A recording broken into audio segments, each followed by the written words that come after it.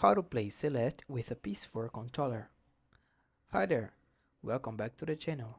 In today's video, you're going to learn how to play Celeste on PC using a PS4 controller step by step. Let's make sure you can jump, dash, and climb your way to summit with full control. Step 1. Connect your controller. Plug your PS4 controller into your PC using a USB cable. Or, if you prefer wireless, press and hold the PS and share buttons until the light bar blinks. Then, pair it via Bluetooth on your PC. Step 2. Open Steam settings.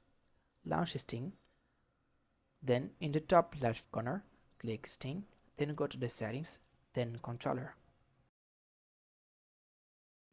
Click General Controller Settings. Step 3. Enable PS4 support. In this window, check the box for PlayStation configuration support. You should now see your controller listed as wireless controller.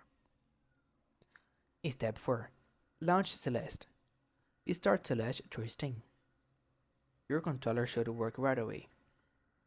Go to Options, then Controls to test or remap your buttons. Optional. Add Celeste on Steam.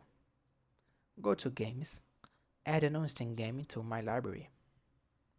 Select Celeste, then follow the same steps as above to enable your controller. And that's it.